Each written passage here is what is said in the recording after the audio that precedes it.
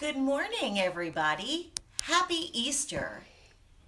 I hope you all had a good Easter. It was good to see some of our preschool students who came to the parsonage, to my house, to see the Easter Bunny on Saturday. It was good to see a lot of you out and about. I miss seeing your smiling faces. So today it's story time again. We'll be here on Monday through Thursday at 10 o'clock with our story time.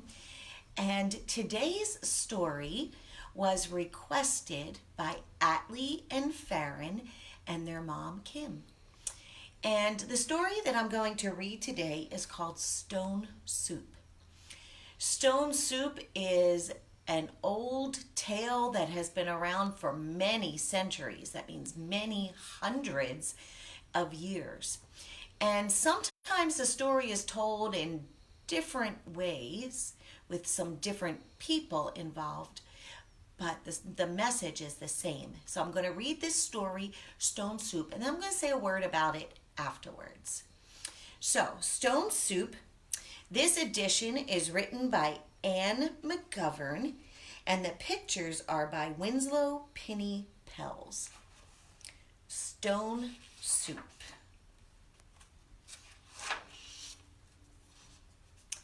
A young man was walking. He walked and he walked. He walked all night and he walked all day. He was tired and he was hungry. At last he came to a big house. "What a fine house," he said. "There will be plenty of food for me here." He knocked on the door.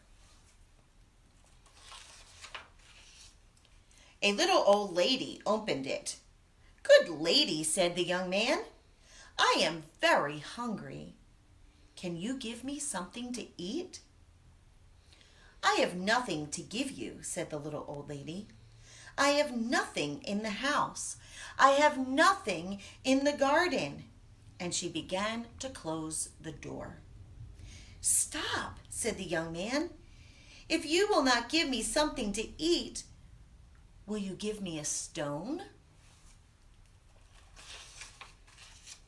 "A stone?" said the little old lady. "What will you do with a stone?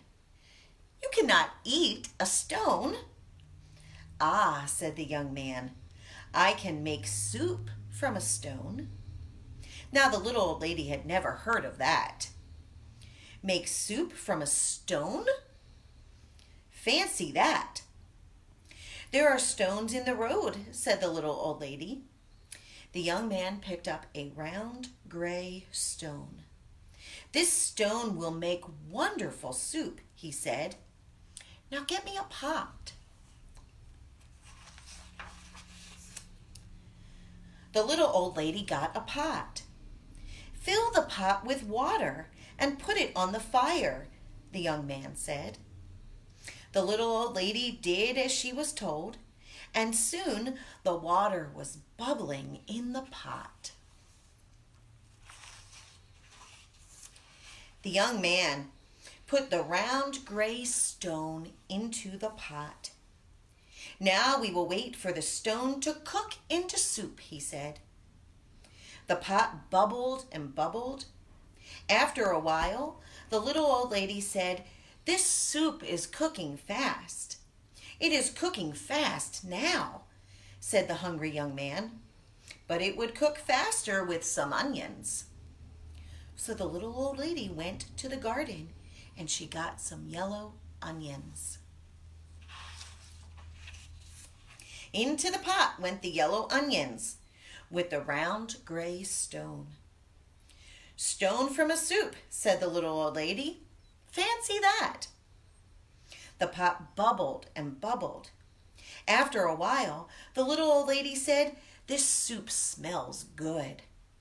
"It smells good now," said the hungry young man, "but it would smell better with some carrots." So the little old lady went out to the garden and pulled up all the carrots she could carry. Into the pot went the long, thin carrots with the yellow onions and the round, gray stone. Soup from a stone, said the little old lady. Fancy that. The pot bubbled and bubbled. After a while, the little old lady said, That soup tastes good. It tastes good now, said the hungry young man, but it would taste better with some beef bones.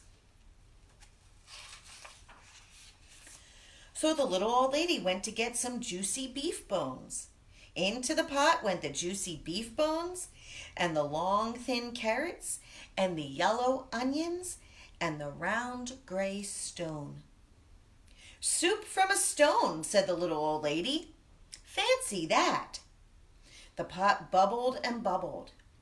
After a while, the little old lady said, This soup is fit for a prince. It is fit for a prince now, said the hungry young man. But it would be fit for a king with a bit of pepper and a handful of salt. So the little old lady got the pepper and the salt. Into the pot went the pepper and the handful of salt, with the juicy beef bones and the long thin carrots and the yellow onions and the round gray stone. Soup from a stone, said the little old lady. Fancy that. The pot bubbled and bubbled. After a while, the little old lady said, This soup is too thin. It's too thin now, said the hungry young man, but it would be nice and thick with some butter and barley. So the little old lady went to get some butter and barley. Into the pot went the butter and barley, with the bit of pepper and the handful of salt, and the juicy beef bones, and the long thin carrots, and the yellow onions, and the round gray stone. Soup from a stone, said the little old lady. Fancy that. The pot bubbled and bubbled. After a while, the little old lady tasted the soup again. That is good soup, she said. Yes, said the hungry young man, this soup is fit for a king. Now we will eat it. Stop, said the little old lady. This soup is indeed fit for a king. Now I will set the table fit for a king. So she took out her best tablecloth and her best dishes. Then the little old lady and the hungry young man ate all the soup. The soup made with the butter and barley, and the bit of pepper, and the handful of salt, and the juicy beef bones, and the long thin carrots, and the yellow onions, and the round gray stone. Soup from a stone, said the little old lady. Fancy that. Now I must be on my way, said the young man. He took the stone out of the pot and put it in his pocket. Why are you taking the stone? Said the little old lady. Well, said the young man, the stone is not cooked enough. I will have to cook it some more tomorrow. And the young man said goodbye. He walked down the road. He walked and walked. What a fine supper I will have tomorrow, he said to himself. Soup from a stone. Fancy that. The end.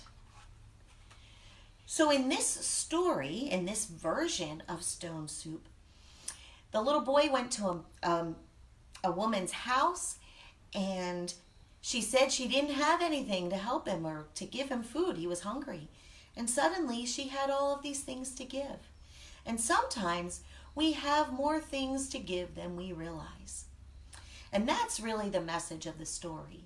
In some versions of it, lots of people come together and put things into the pot and show that we all work together and we all have something to give one another. And that's an important message for us to remember during this time. So, remember, you always have something to give. You can always give a smile to somebody or color a picture for somebody. We always have something to give to other people. So you have a wonderful day today. Remember, we'll be back here again tomorrow at 10 o'clock with another favorite story. You have a wonderful day, and we'll see you then.